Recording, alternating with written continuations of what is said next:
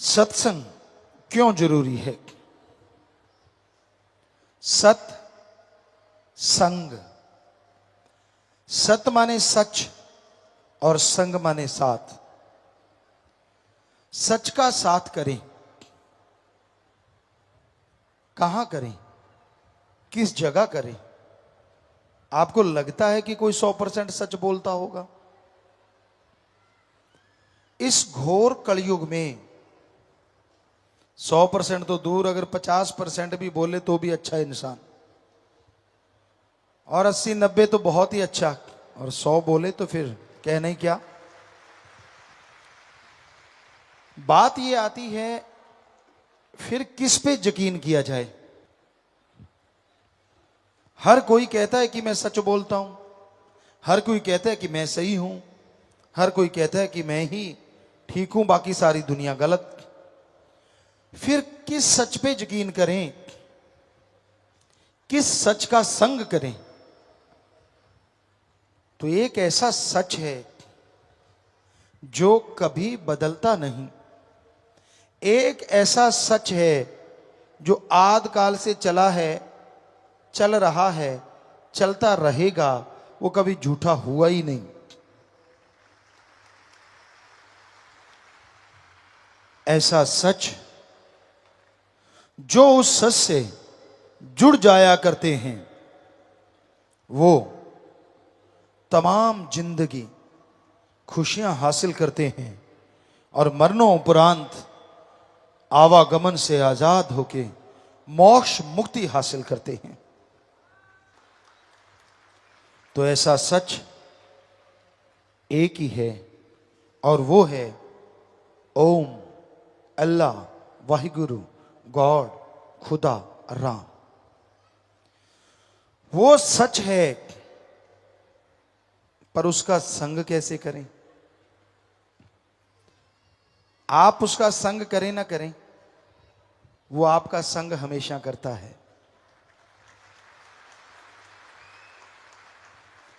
आप उसे माने ना माने, पर वो हमेशा आपके अंदर रहता है।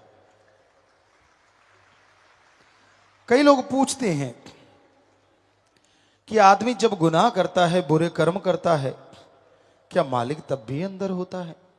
अगर होता है तो रोकता क्यों नहीं? कौन कहता है कि मालिक रोकता नहीं? आदमी जब बुरे कर्म करने शुरू करता है, अंदर से एक आवाज आती है, मत कर ये बुरा कर्म। पर दूसरी आवाज आती, सारी दुनिया कर रही है, तेरे करने से क्या फर्क पड़ जाएगा? वो मन की आवाज। पहली आत्मा परमात्मा की आवाज कि मत कर बुरे कर्म। पर क्या आप सुनते हैं? फिर कोई कहे जी भगवान तो बहुत पावरफुल है, अगर हम नहीं माने तो वो मनवा लेगा। भगवान ने खुद ये वचन दिए हैं कि वो प्रत्यक्ष इस त्रिलोकी में किसी को नहीं रोकेगा। हां, वो अपने संत भेजेगा, अपने पीर पैगंबर महापुरुष भेजेगा, अपने अवतार भेजेगा।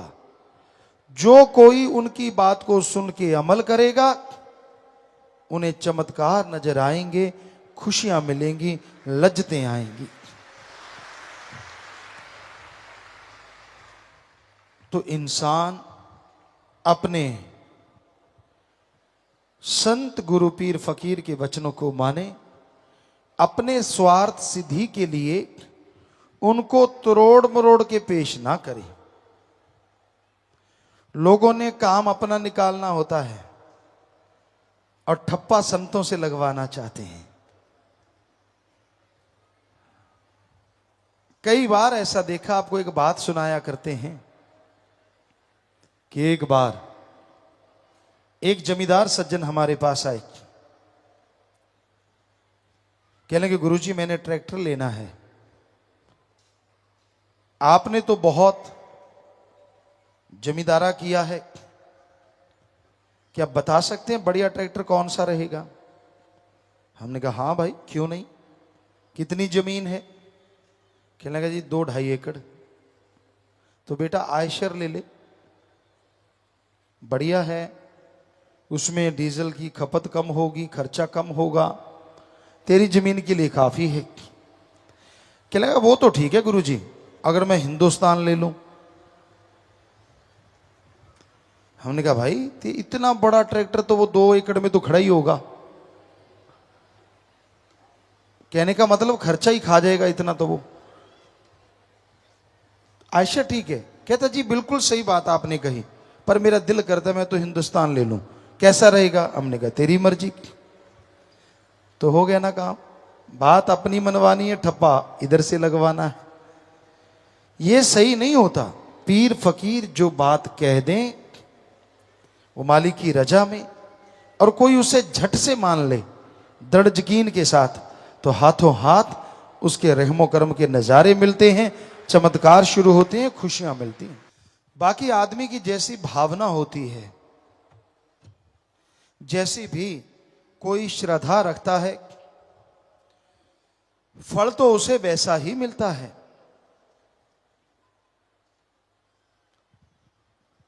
राम झरोखे बैठ के सबका मुजरा ले, जैसी जिसकी भावना तैसा ही फल दे।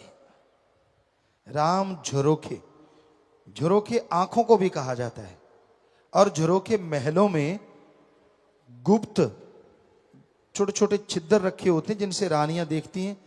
वो नहीं दिखती लेकिन सारा काज दिखता है उनको कि कार्रवाई क्या कर रहे हैं महाराज। तो दोनों ही बातें सही हैं कि वो भगवान, वो अल्लाह, वो वाहिगुरु, वो राम सबको देख रहे हैं,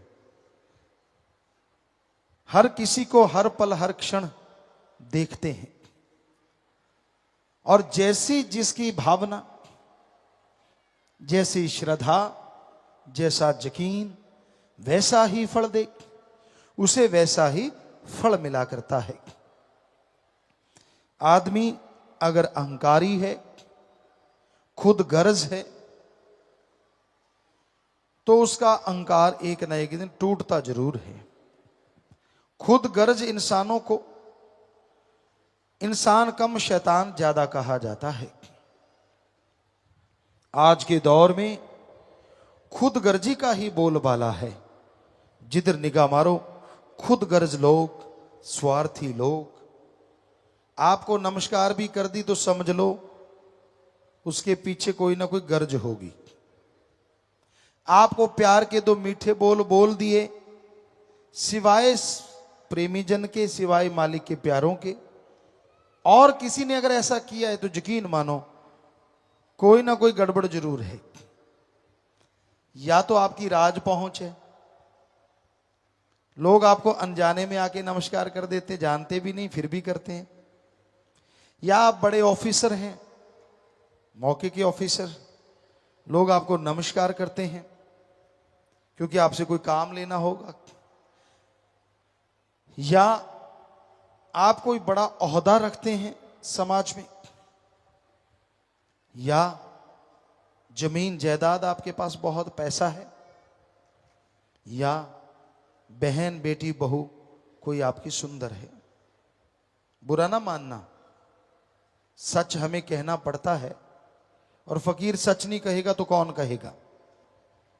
इन्हीं कारणों से लोग निकटता बढ़ाते हैं, पर सभी एक जैसे नहीं होते। अच्छे लोग भी होते हैं जो एक निस्वार्थ प्यार पाने के लिए आपसे हाथ मिलाते हैं, आपसे दोस्ती निभाते हैं। आप सोचे दोस्ती बढ़िया कौन सी होती है। दोस्त वो कभी अच्छा नहीं होता जो हां में हां मिलाता चला जाए।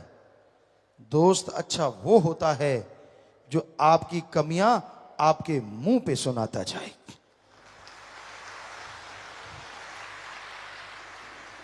वो दोस्त ही क्या जिसको ये पता चल गया कि यार मेरा दोस्त बुरे कर्म करता है, गलत कर्म करता है,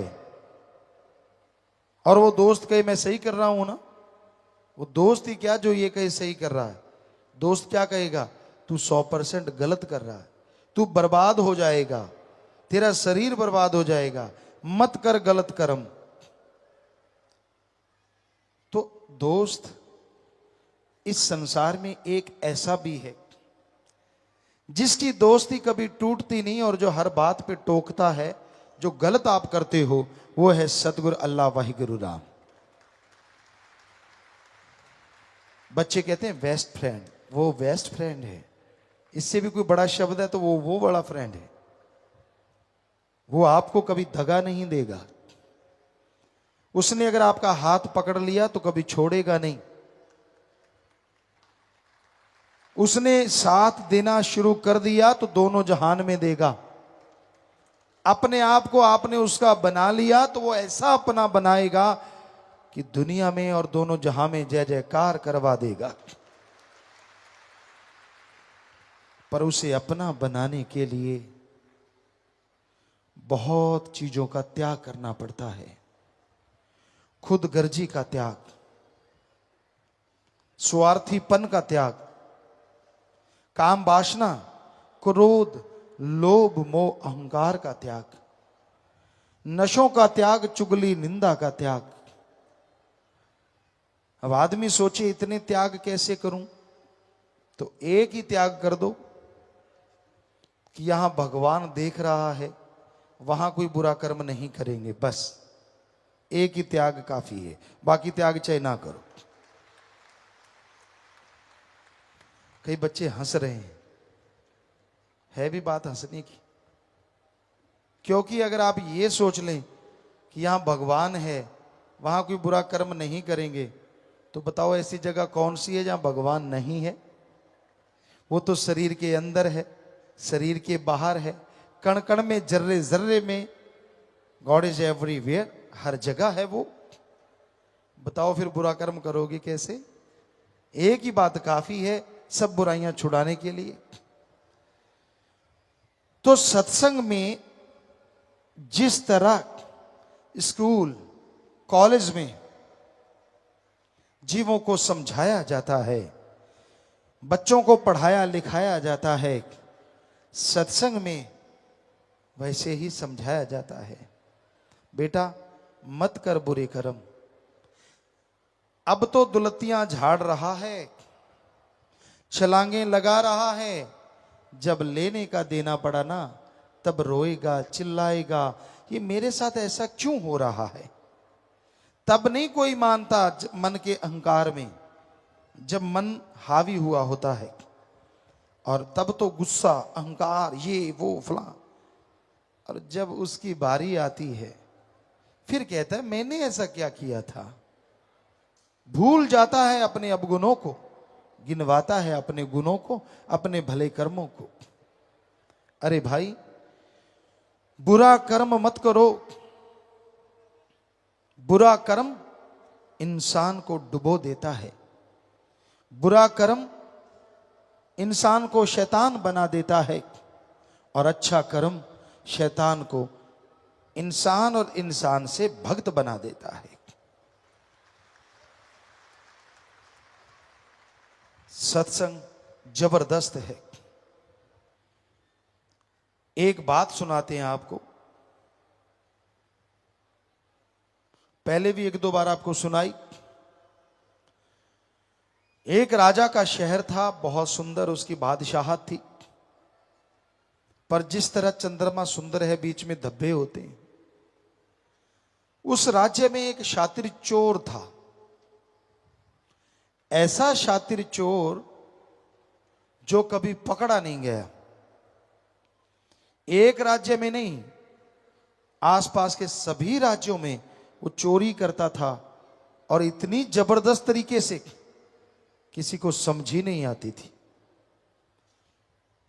तो एक समय ऐसा भी होता है, हर किसी को सारे धंधे छोड़ने पड़ते हैं। वो समय चोर पे भी आ गया।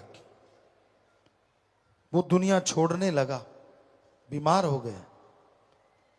उसका बेटा था, चोर का बेटा चोर, उसने बना रखा था। कहने लगा, बेटा मैं जा रहा हूं, मुझे लग रहा है कि मर जाऊंगा, बीमार हूं, उठ नहीं पाऊंगा, लेकिन एक बात याद रख, चोरी कभी छोड़ना मत।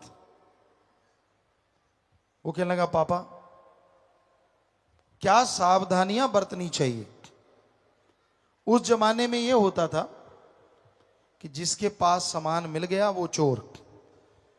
कहने लगा जब चोरी करो सबसे पहले सामान को खुर्द बुर्द करो ताकि कोई आपके पास से सामान ले ना सके। दूसरा, कभी पकड़े जाओ चाहे खाल उधेड़ दे मानो ना।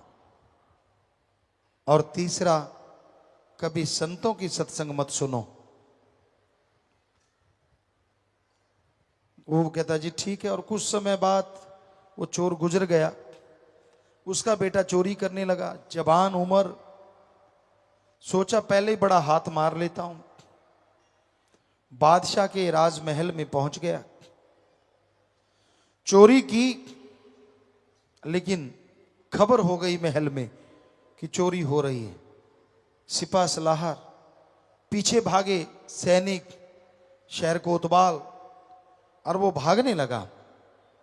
भागता गया लेकिन वो पीछे आ रही थी सेना पकड़ने के लिए। उसने देखा धर्मशाला से बहुत से लोग आ जा रहे हैं और ज्यादातर अंदर जा रहे हैं। उसने सोचा इससे बढ़िया मौका नहीं, अंदर घुस जाता हूं। अंदर घुस गया।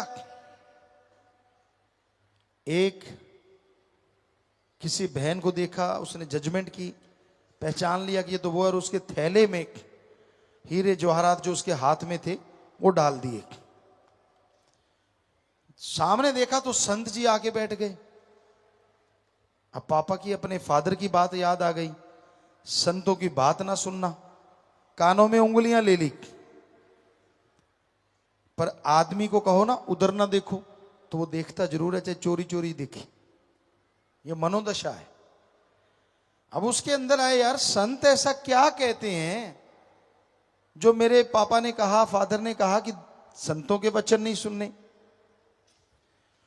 उसने जरा सी उंगलियां निकाल के देखी तो संतों के वचन आए, देवी देवताओं की परछाई नहीं होती। उसने फिर से उंगलियां दे ली। सत्संग खत्म हुआ, बाहर निकलने लगे। सैनिक बाहर खड़े थे, निशानियां पहचान तो थी कपड़ों की सबकी। उसे पकड़ लिया, पकड़ के बादशाह के सामने पेश किया और कहा कि बादशाह सलामत, चोर तो यही है, इसके पैरों का निशान, इसका हुलिया वही है, लेकिन इसके पास सामान नहीं मिला। बादशाह कहता मनाओ, पिटाई की, जो भी उस समय तरीके थे सब आजमा लिए, चोर नहीं माना। जासूस होते थे उस समय में। एक औरत कहने लगी, बादशाह अगर आप मेरे अकॉर्डिंग चलो, मुझे हुक्म दे दो तो मैं इस चोर से चोरी निकलवा लूं। बादशाह कहने लगा तू देख ले भाई। और उधर जेल खाने में वो चोर बैठा है, सोच रहा है यार संतों ने कोई बुरी बात तो कही नहीं, उन्होंने तो कहा देवी देवताओं की परछाई नहीं होती। अचानक क्या देखता है कि दूर जो गेट था उसके पहरेदार धम से गिरे, गेट खुल गया, दूसरा गेट खुला, तीसरा खुला, जितने गेट थे खुलते चले गए। पहरेदार बेहोश, कोई उसकी तरफ आ रहा था, वो डर गया ये क्या हो रहा है। और जब उसके कोई कमरे में आया तो देख के हैरान रह गया, ये देवी मां जिसकी वो पूजा करता था। तो वो तड़फ उठा, चरणों में गिर गया, रोने लगा, आंसू बहने लगे। देवी मां ने उसे उठाया, आंसू पोंछे, सिर पे हाथ फेरा, ओ बेटा तू मेरा बहुत बड़ा भक्त है, कहां फंसा बैठा है, मैं तो तुझे निकालने आई हूं। और रोने लगा चोर, मां मेरे लिए आप यहां आई। कहने लगी बेटा वो तो तू भक्ति करता है तो आना ही था। आगे से माता कहने लगी बेटा एक बात है। चोर कहने लगा बोलो, जो मर्जी बोलो, जो मर्जी कहो मां। कि बेटा क्या तूने चोरी की थी? चोर बताने ही जा रहा था, ऐसे कहने लगा, मां अचानक मसाल जल रही थी, उसकी निगाह धरती पे गई। धरती पे बहुत लंबी परछाई थी उस औरत की। संतों के वचन याद आ गए, देवी देवताओं की परछाई नहीं होती। चोर समझ गया ये तेरे साथ धोखा हो रहा है। पैर पकड़ लिए, जोर जोर से रोने लगा, मां मैं तेरा बेटा चोरी करूंगा, सवाल ही पैदा नहीं होता। पक्का ही मुकर गया। कहती बेटा देख ले। कहता मां तू देख, तू अंतर्जामी त्रिकालदर्शी, तू मेरे अंदर निगाह मार, मैं चोरी वाला बंदा दिखता हूं? मैं तो तेरा भक्त हूं। मां कहने लगी हाँ बेटा फिर फिक्र ना कर, मैं निकाल लूंगी तुझे, चल मेरे साथ। चोर और समझ गया ये तो सारे डुप्लीकेट सामान। बाहर ले गए राजा के पास। वो जासूस ही देवी मां बनी हुई थी, देवी मां नहीं थी वहां। तो जाके कहने लगी बादशाह इस बेचारे ने चोरी नहीं की, वैसे ही इसको बहुत तंग किया गया, छोड़ दो इसे। बादशाह कहने लगा ठीक है। उसने सारी बात बता दी देवी ने। बादशाह ने उसे छोड़ दिया। भागा वो आदमी उस गांव में। कहने लगा संत कहां है? कहने लगे वो तो चले गए यहां से। वो रोने लगा। पता किया संत दूर थे किसी और गांव में, भाग के वहां पहुंचा, चरणों पे गिर गया, जार जार रोने लगा। संतों ने उठाया, बेटा क्या हुआ? कहने लगा मुझे मेरे पिता ने कहा था संतों की सत्संग ना सुनना। मैंने पूरी सत्संग तो सुनी नहीं, मैंने तो आपके सिर्फ एक वचन सुने, देवी देवताओं की परछाई नहीं होती। हे महाराज, हे संत, आपकी उस एक लाइन ने मेरे मौत जैसे कर्म को काट के रख दिया, मेरी जिंदगी बच गई। कहीं मैं आपकी पूरी सत्संग सुन के अमल कर लूं तो पता नहीं कितने नजारे मिले और पता नहीं कितनी खुशियों से माला माल हो जाऊं। तो संतों से गुरु मंत्र लिया। कहने का मतलब सार ये है कि अगर जरा सी बात सुनने से वो चोर अपने जीवन को बचा सकता है, तो अगर आदमी सच्चे दिल से संतों के वचन सुने और मान ले, वचनों पे रहे, उसे तकलीफ आए, उसे परेशानी आए, हो ही नहीं सकता। माने खुद ना तो क्या किया जाए। नाचना आता नहीं, नाच ना जाने आंगन टेढ़ा। कहता मेरे को तो नाचना आता है, आपका आंगन टेढ़ा है, इसलिए नच ना जाने द्रफटे मुंह गोड़ियां देख। सो वो वाली बात है, कर्म करो खोटे पड़ेंगे बड़े सोटे, फिर पूछनी नहीं किसी बात रे। बेपरवाह जी के वचन, कर्म बुरे ना करो, सबका भला करो, सबका भला करने की प्रेरणा दो, सबके भले के लिए कदम बढ़ाते जाओ। यकीन मानो अगर आप अल्लाह वाहिगुरु राम की औलाद का भला करोगे, हम आपको जैसी गारंटी चाहो गारंटी देंगे, मालिक आपका भला जरूर करेंगे। वो अल्लाह वाहिगुरु खुशियों से लवरेज कर देंगे। सत्संग सुन के अमल करना अति जरूरी है। सत्संग जो नहीं सुनते वो तो क्या, पर जो सुनते हैं वो अमल नहीं करते, फिर वो पापों के अधिकारी बन जाते हैं। अमल करना बहुत जरूरी है, और जो अमल करे उसका बेड़ा पार हो जाता है।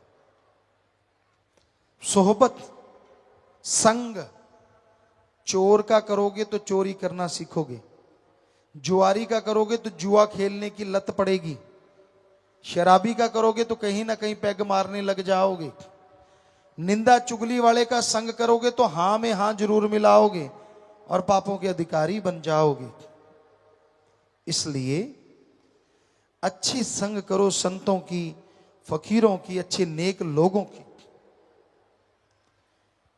अगर पास अग्नि के बैठोगे जाकर तो उठोगे एक दिन कपड़े जलाकर।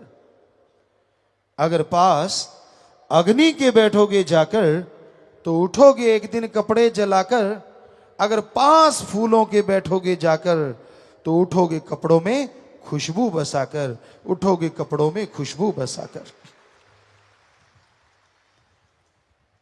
अगर आप आग के पास बैठ जाते हैं और आपके कपड़े हवा से उड़ते हैं और वो उड़ के आग पे लग जाते हैं, वो आग आपके कपड़ों को जला देगी।